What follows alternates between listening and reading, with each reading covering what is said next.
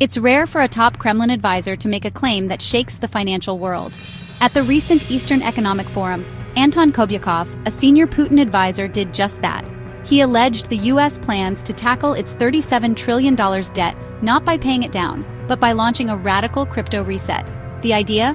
Move U.S. debt into digital assets, specifically stablecoins, then devalue those digital dollars, erasing much of the debt. If true, this would leave global holders of these stablecoins with diminished savings. It sounds like science fiction, but could this be the next chapter in global finance? Let's break down how such a move could work. When countries find themselves drowning in massive debt, the options seem limited. Most people think a nation either pays back what it owes, or in the worst case, defaults and refuses to pay. But there's a third, far more subtle option: devaluation. This is a strategy that governments have used for generations, and it's often called the magic trick of debt management. Instead of outright refusing to pay, governments can simply repay their debts with money that's worth less than when the debt was first issued. This is usually achieved by increasing the money supply, which leads to inflation. As prices rise, the real value of each dollar falls, making old debts easier to pay off in nominal terms. It's a financial sleight of hand. On paper, the debt is paid in full, but in reality, lenders receive money that buys them much less than before. The borrower, in this case the government, benefits, while the lender quietly absorbs the loss. The United States, as the issuer of the world's reserve currency, has used this trick more than once. Because so much global trade is done in dollars, the U.S. can export inflation to the rest of the world, making this strategy even more effective. To understand how this works, imagine you borrow $100 today, enough to buy 100 loaves of bread at $1 each. It seems like a fair deal for both sides. But fast forward 10 years. Due to inflation, the price of bread has doubled. Now that same $100 only buys 50 loaves. You still pay back the $100 you borrowed, but what it can buy has been cut in half. So while you've technically paid your debt, your lender's purchasing power is slashed. They get their money back, but it's worth much less in the real world. This is how nations quietly shrink their debt burdens without ever announcing a default. It's a slow, almost invisible process, but it can have massive effects on savers, investors, and everyday citizens. Throughout history, the U.S. has used inflation to its advantage multiple times, especially after wars or financial crises, when debt levels soared. Each time, the value of the dollar quietly eroded, making old debts easier to manage.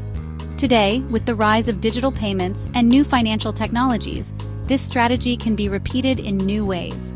Central banks now have more tools than ever to influence the value of money, sometimes at the push of a button. But in a world where money can be created or devalued so easily, how does this tie into the rise of cryptocurrencies? That's what we'll explore next. Inflation is often called a silent tax because it erodes your savings without you noticing. Unlike a direct tax, which is visible and often debated, inflation quietly diminishes the value of your money over time. This erosion happens slowly, almost imperceptibly, but its effects are profound. Your hard-earned savings lose purchasing power, meaning the same amount of money buys fewer goods and services than before. When the money supply grows but goods stay the same, prices rise, not because things are more valuable but because your money buys less. This phenomenon is particularly noticeable in everyday expenses like groceries, gas, and utilities. Picture an island with 100 coconuts and $100. Each coconut costs $1. Now imagine if the amount of money on the island doubles to $200, but the number of coconuts remains the same. In this scenario, each coconut would now cost $2. The coconuts themselves haven't changed. They aren't more valuable. Instead, the value of the money has decreased, making each dollar worth less. The coconut hasn't changed, but your dollar is worth half as much. That's inflation in action. It's a subtle shift, but over time, it can have a significant impact on your financial health. It quietly chips away at your wealth, reducing the real value of your savings and investments. This is why understanding inflation is crucial for long-term financial planning. Governments use this mechanism to manage debt. By increasing the money supply, they can reduce the real value of their debt, making it easier to pay off over time.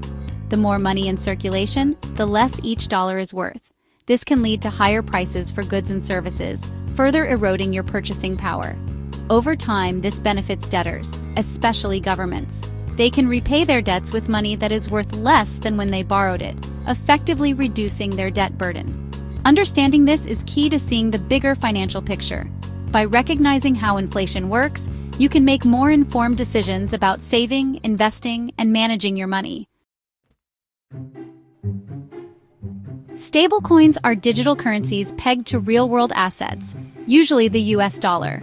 For every stablecoin like Tether or USDC, there's supposed to be a dollar's worth of assets backing it. This makes them function like digital dollars, fast, global, and stable. But here's the twist: issuers back stablecoins with US government debt, mainly treasury bills.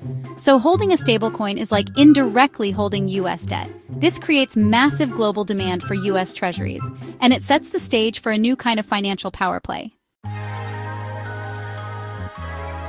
The real genius of stablecoins is how they spread the impact of US monetary policy worldwide.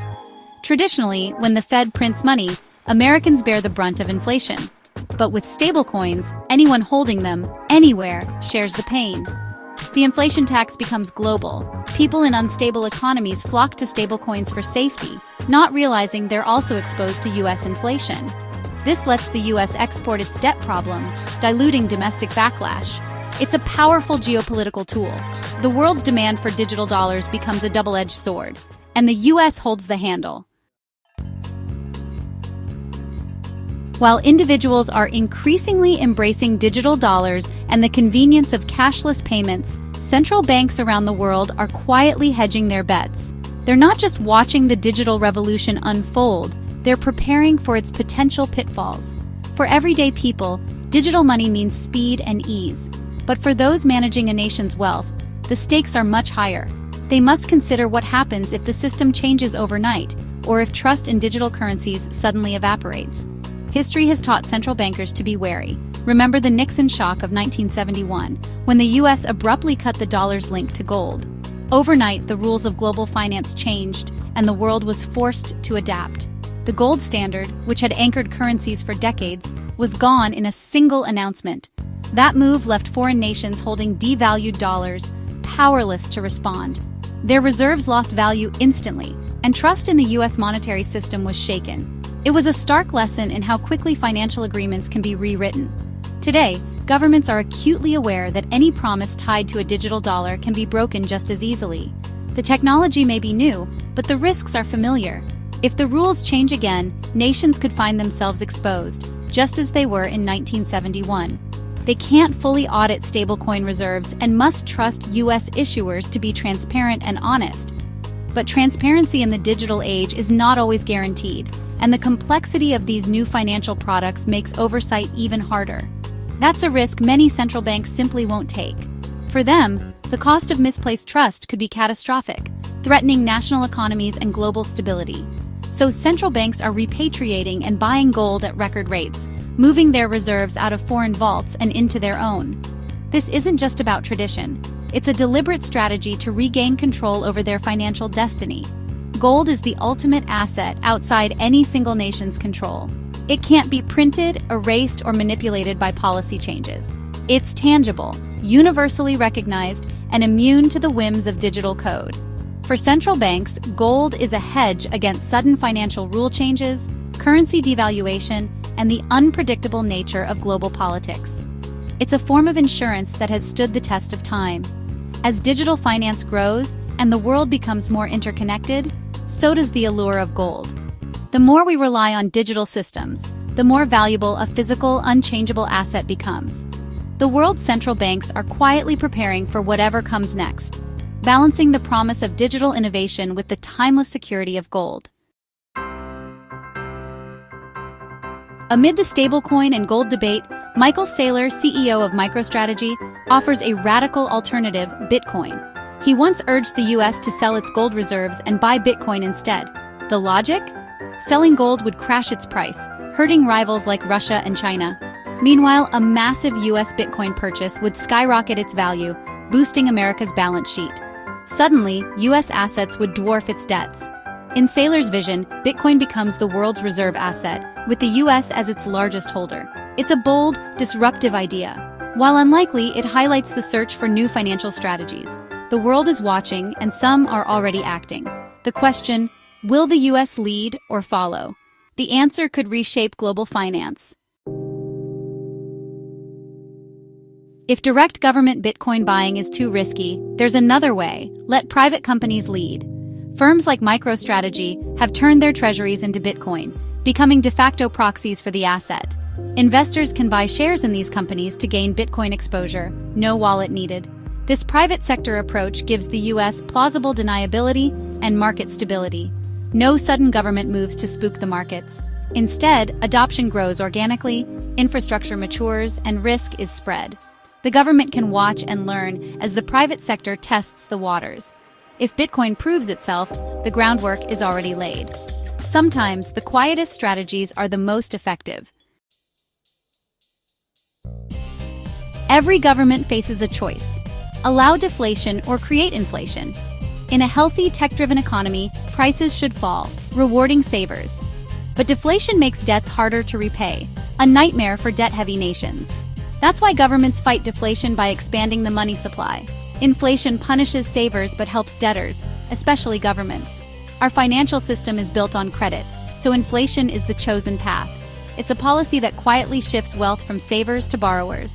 And as the world experiments with digital money, this dynamic only intensifies. The future of money is being written now. The question is, who will pay the price?